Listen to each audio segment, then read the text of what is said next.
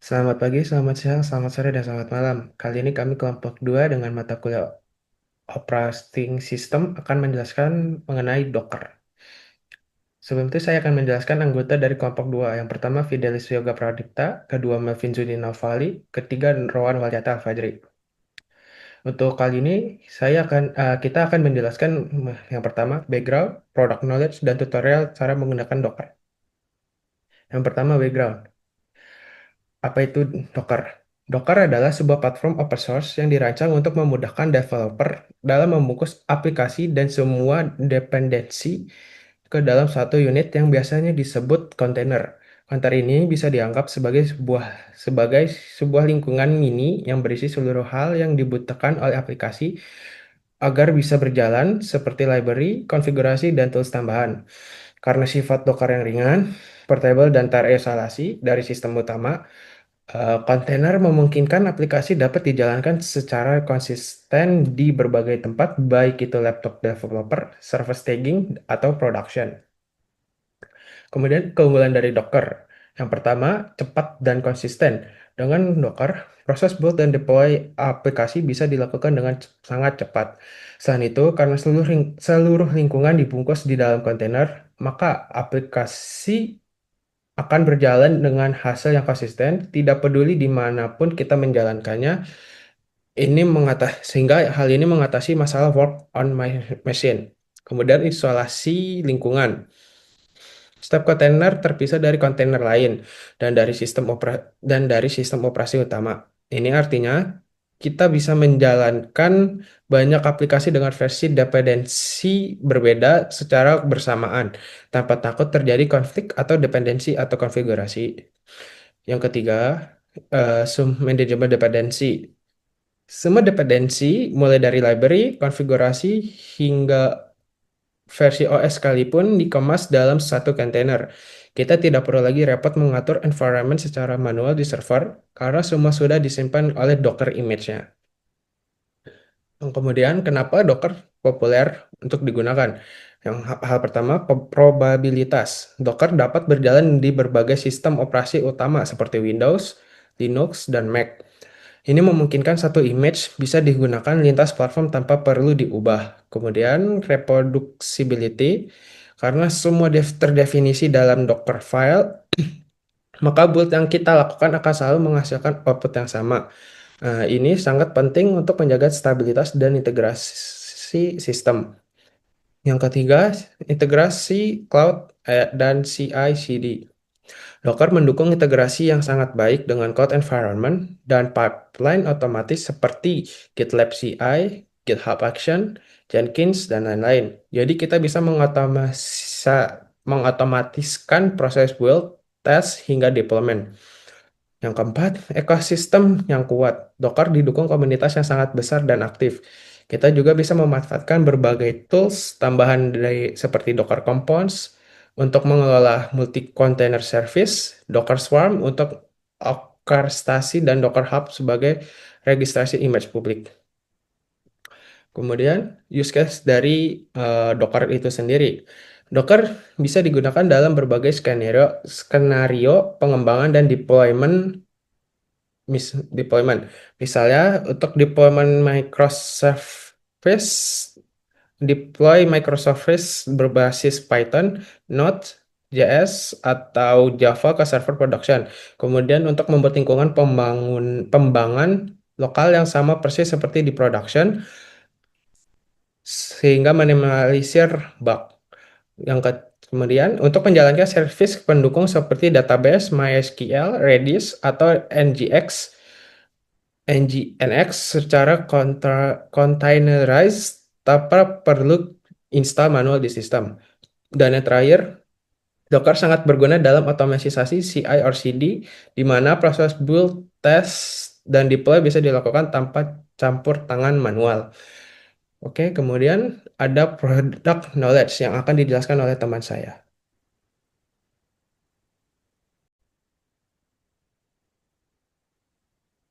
Oke, selanjutnya kita akan masuk ke bagian product knowledge.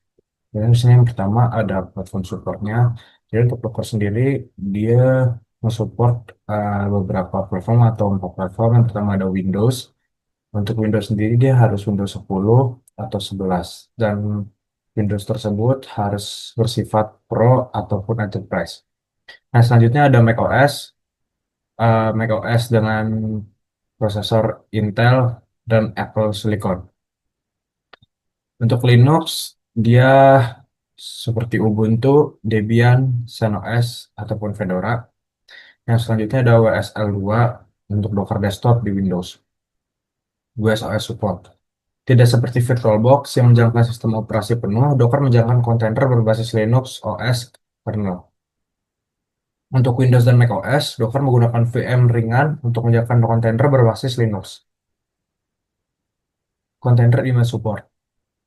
Mendukung berbagai image OS, aplikasi seperti Alpine, Ubuntu, Debian, CentOS, Arch, Jupyter Python, Node.js, Nginx, PostgreSQL, MySQL, dan MongoDB. Yang terakhir ada Redis. Dan juga bisa custom aplikasi jika kalian ingin membuatnya sendiri. Di situ ada portability, Docker image bisa dijangkau di mana saja, seperti lokal, cloud, server, CI/CD, pipeline. Nah, selanjutnya ada resource isolation. Setiap kontainer terisolasi, memori, CPU, file system, dan networknya sendiri, dan tidak saling mempengaruhi antar kontainer.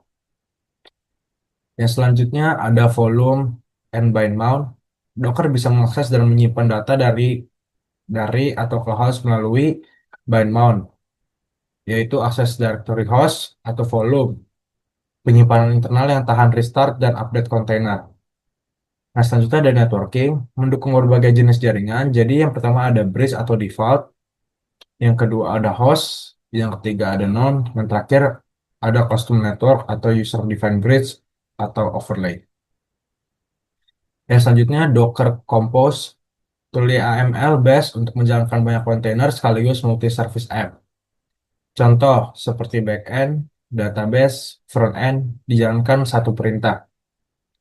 Jadi maksudnya ini kita bisa menjalankan beberapa perintah dalam satu waktu. Nah, selanjutnya ada Docker Hub atau registry, repository online, tempat publik atau private yang menyimpan dan menarik Docker image. Puluhan ribu image siap pakai dari komunitas dan vendor resmi. Nah, selanjutnya ada security and isolation. Gunakan Linux namespace, cgroups, AppArmor, atau shell Linux untuk isolasi. Dan ini tidak full OS seperti VM, tapi cukup aman jika dikonfigurasi dengan benar. Nah, selanjutnya ada CLI GUI. CLI itu adalah command line interface seperti Dockeran, Docker Build, Docker PS, dan lain-lain. Dan juga ada Docker Desktop atau GUI untuk monitoring kontainer. Tersedia juga di macOS dan Windows. Extensibility dapat diintegrasikan dengan Kubernetes atau K8s dan bisa digunakan dalam CI/CD tools seperti GitHub, Action, GitLab CI, dan Jenkins. Oke, sekarang kita akan masuk ke bagian tutorial. Jadi sebelumnya saya Fidelis Yoga Pripta, dan di bagian tutorial cara menggunakan Docker ini, saya akan menunjukkan sebuah cara sederhana untuk menggunakan Docker, yaitu di sini kita akan mencoba menjalankan sebuah aplikasi. Nah, jadi nanti kita akan mencoba menjalankan sebuah web server sederhana dengan menggunakan Docker. Nah, pertama-tama sebelum kita langsung menjalankan aplikasi dengan menggunakan Docker ini, pertama kita harus menginstal Dockernya dulu. Nah, untuk menginstal Dockernya, kita bisa ketik di sini docker.com. Nah, kalau teman-teman menggunakan Windows atau Mac, teman-teman bisa install dengan menggunakan Docker Desktop. Di sini download Docker Desktop. Di sini ada pilihan Mac.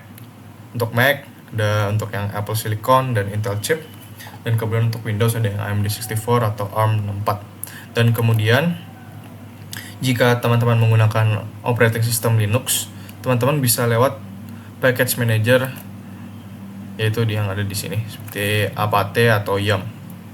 Nah, karena di sini saya sudah mendownload Docker Desktop di laptop saya, jadi kita akan langsung ke Docker Desktopnya saja. Oke, jadi tadi saya sudah menjelaskan bagaimana cara menginstal atau mendownload Docker desktop di laptop Anda. Jadi sekarang kita tinggal buka aja Dockernya. Di sini saya udah taruh di taskbar atau tinggal cari aja di Windows-nya Docker desktop ya ini. Terus kita buka. Tunggu sebentar aplikasinya untuk terbuka. Nah, ini kita sedang memulai Docker engine-nya dan di sini Docker sudah running dan sudah terbuka. Nah, sekarang kita tinggal buka cmd aja. Kita akan mengecek untuk versi Docker yang telah kita download dan caranya adalah dengan cara mengetik docker strip version.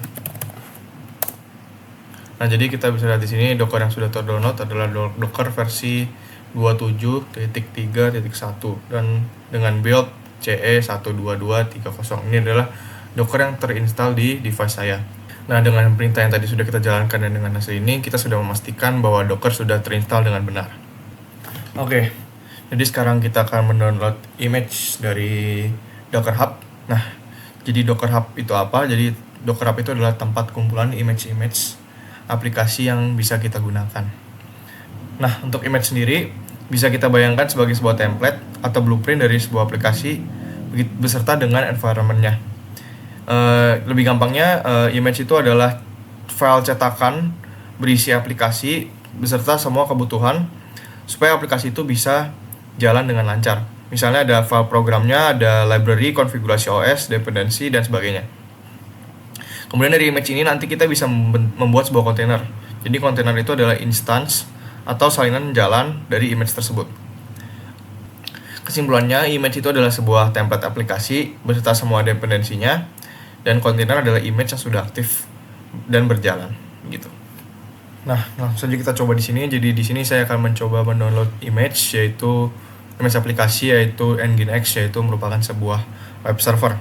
Nah, caranya adalah dengan mengetik docker pull Nginx.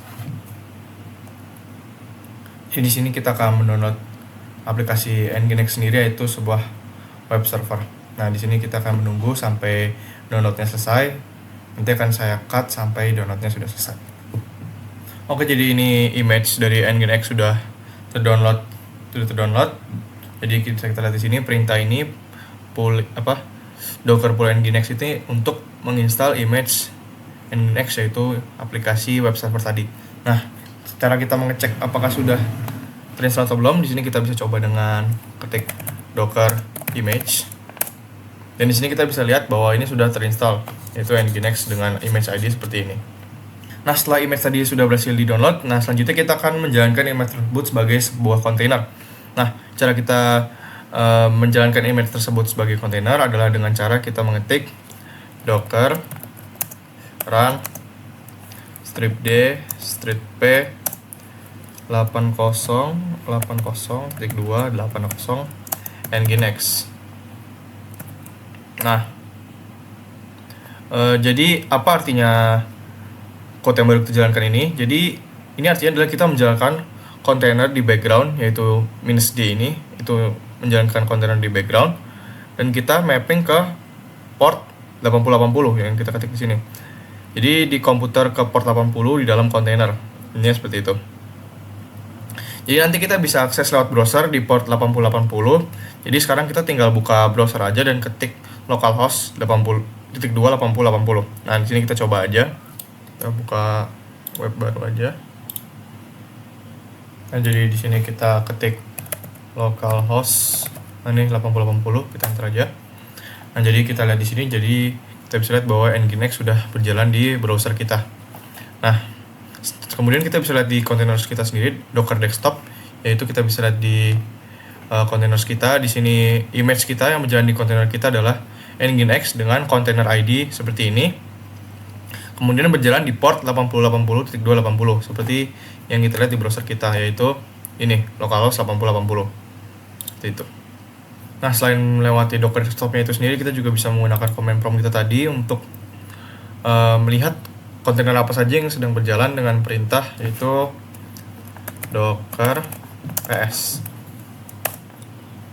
Di sini kita bisa lihat seperti tadi, kita bisa lihat image-nya apa, kemudian created kapan, terus statusnya seperti apa, kemudian juga portnya apa, dan juga melihat ID kontainernya. Nah, kemudian jika kita ingin menghentikan kontainer ini yang sedang berjalan, jadi kontainer ini kan sedang berjalan di background. Nah, gimana cara kita menghentikan kontainernya? Di sini kalau melalui Docker Desktop kita tinggal klik ini aja, atau kalau melalui CMD kita bisa ketik docker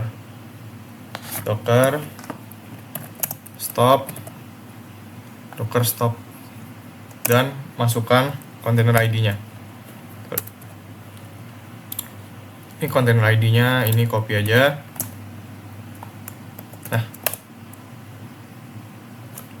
Nah, seperti ini. Dan kita bisa lihat di sini ini sudah berhenti. Dan kemudian untuk menghapus Dockernya sendiri kan tadi kita sudah stop. Dan kita kan ini download. Kita pengen bersihkan image nginx ini dari kontainer ini. Caranya adalah dengan docker rm baru. Dan kita bisa lihat di sini di aplikasinya bahwa kontainer yang ada tadi sudah hilang. Sudah kita hapus.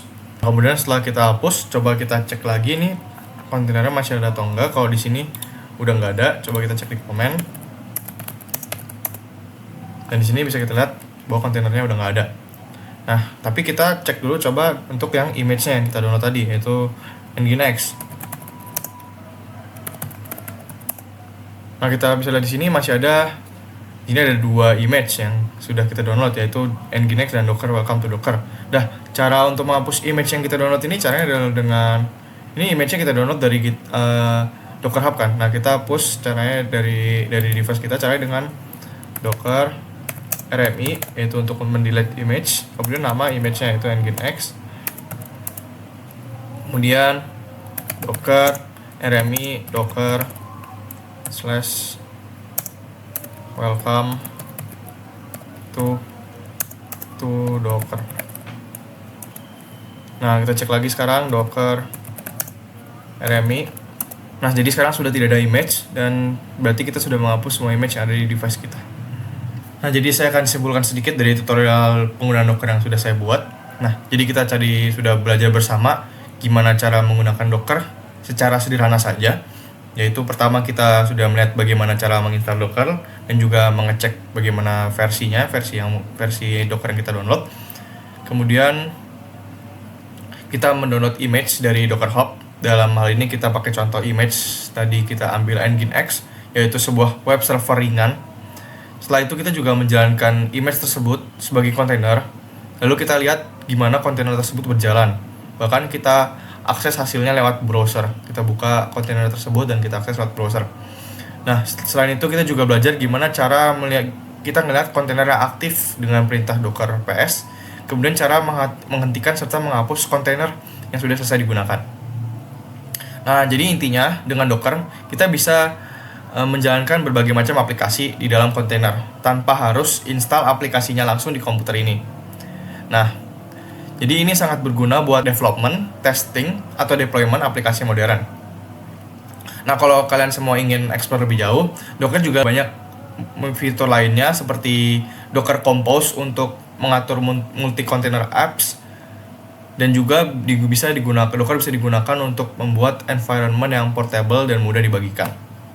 Nah, semoga penjelasan singkat ini bisa membantu teman-teman yang baru pertama kali belajar Docker. Jadi sekian tutorial dari saya mengenai Docker.